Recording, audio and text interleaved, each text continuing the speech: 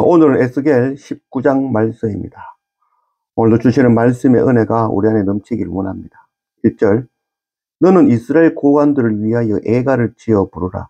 네 어머니는 무엇이냐? 암사자라. 그가 사자들 가운데에 엎드려 젊은 사자 중에서 그 새끼를 기르는데, 이스라엘 고관들이라는 것은 이 유다 마지막 이 왕들이며 또 그를 다스린 자들을 이루는 말이죠. 또 그 가운데 이 왕들이라는 것은 바로 여호아하스, 여호야긴, 시드기야, 이렇게 마지막 왕까지 이 네 명의 왕들을 지칭한다 하겠습니다. 그래서 애가를 지어 부르라. 이 애가를 지어 부르는데 그 애가는 바로 비유와 수수께끼로 전하고 있는 것이죠. 마샬과 히다죠. 바로 수수께끼와 비유로 말하라. 이게 17장의 말씀이었죠. 예수님께서 말씀을 전하실 때는 비유가 아니고는 전하지 아니하였다라고 말씀하셨죠. 수수께끼와 비유는 숨기고 감추고 알아듣지 못하게 하는 것이 아니라 더 쉽고 정확하게 가르치기 위함이죠. 그리고 대수롭지 않게 막 작은 일로 여기면 넘어갈 그것 다시 깨우쳐서 가르치는 것이 바로 이 수수께끼와 비유죠. 수수께끼와 비유의 말씀을 깨닫지 못하면 그 속에 감추어진 그 하나님의 뜻을 알지 못하고 하나님의 어떠하심을 알지 못하며 예수 그리스도를 만나지 못하게 되어지는 거죠. 그래서 결국 하나님의 나라를 발견하지 못하게 되는 것입니다. 우리가 날마다 말씀과 예배를 통해서 그 말씀 속에 감추어진 비유와 수수께끼 안에 감추어진 그 하나님의 뜻, 또 예수 그리스도를 날마다 만날 줄 아는 그런 우리가 되기를 원합니다. 그래서 오늘 말씀에 보면 네 어머니는 무엇이냐? 암사자라라고 했죠. 암사자라는 것은 이스라엘 유다를 의미하는 것이며 바로 또 요시야 왕을 상징하는 그런 의미를 하겠습니다. 창세기 49장 9절, 유다는 사자 새끼로다. 내 아들아, 너를 움킨 것을 짚고 올라갔도다. 그가 엎드리고 웅크림이 수사자 같고 암사자 같으니 누가 그를 범할 수 있으랴. 이 사자는 바로 유다 지파를 상징하는 동물이죠. 그래서 암사자의 새끼들은 바로 이 유다의 왕들을 의미하는 것이죠. 3절, 그 새끼 하나를 키우매 젊은 사자가 되어 먹이 물어 뜯기를 배워 사람을 삼키매 이방이 떴고 함정으로 그를 잡아 갈고리로 꿰어 끌고 애굽 땅으로 간지라. 암사자가 기다리다가 소망이 끊어진 줄을 알고 그 새끼 하나를 또 골라 젊은 사자로 키웠더니 젊은 사자가 되며 여러 사자 가운데에 왕래하며 먹이 물어 뜯기를 배워 사람을 삼키며 그 새끼 하나를 키우매 젊은 사자가 된다.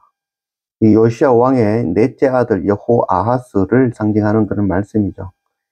역대상 3장 15절, 요시야의 아들들은 맏아들 요하난과 둘째 여호야김과 셋째 시드기야와 넷째 살룸이요. 이 요시야 왕에게는 아들이 있었죠. 4명이 있었는데 그 가운데 첫째 요하난은 등장하지 않는 것으로 봐서 아마 어릴 때 죽었다라고 할 수 있겠죠. 그래서 둘째가 여호야김, 셋째가 시드기야, 마지막 넷째가 바로 여호아하스, 오늘 말씀에는 살룸이라고 되어져 있죠. 그래서 이 요시야 왕은 이 애굽의 바로 느고 왕과 갈기미스 전투에서 전사하고 말죠. 그래서 그를 대신해서 네 번째 아들 여호아하스를 왕을 세웠죠. 그래서 먹이 물어뜯기를 배워 사람을 삼키매 이 왕이 된 여호아하스가 하나님의 규례를 어기고 악을 행하고 또 이방의 왕들과 같이 압제하고 포악을 자행하며 무죄한 피를 흘렸다는 것이죠. 그래서 그 여호아하스 왕이 된 지 석 달 만에 애굽 그 느고 왕에 의해서 폐위되고 애굽에 끌려가서 거기서 죽고 말았습니다. 7절, 그의 궁궐들을 헐고 성읍들을 부수니 그 우는 소리로 말미암아 땅과 그 안에 가득한 것이 황폐한지라. 이방이 포위하고 있는 지방에서 그를 치러 와서 그의 위에 그물을 치고 함정에 잡아 우리에 넣고 갈고리를 꿰어 끌고 바벨론 왕에게 이르렀나니 그를 옥에 가두어 그 소리가 다시 이스라엘 산에 들리지 아니하게 하려 함이라. 이 요시야 왕이 죽고 4년 동안 애굽의 지배에 있다가 다시 여호야김 4년, 그 여호아하스가 애굽으로 끌려가고 그를 대신하여 다시 여호야김이 왕이 되었죠. 그 여호야김 왕 4년 때 드디어 이 바벨론의 그 느부갓네살 왕이 세력을 얻으면서 애굽의 세력이 약화되고 이스라엘이 바벨론의 침공을 받고 이스라엘은 바벨론의 지배에 들어가게 되어진 것이죠. 그래서 오늘 말씀에 보면 우리에 넣고 갈고리를 깨어 끌고 바벨론 왕에게 이르러나니 그를 옥에 가두어. 바로 이 여호야김 왕이죠. 여호야김 왕 11년에 그가 폐위되고 바벨론 포로로 끌려가고 또 그의 아들 여호야긴이 왕위를 이어받았지만 그 여호야긴 왕도 결국은 바벨론 포로로 잡혀가는 신세가 되었죠. 10절 내 피의 어머니는 물가에 심겨진 포도나무 같아서 물이 많음으로 열매가 많고 가지가 무성하며 그 가지들은 강하여 권세 잡은 자의 규가 될 만한데 그 하나의 키가 굵은 가지 가운데에서 높았으며 많은 가지 가운데에서 뛰어나 보이다가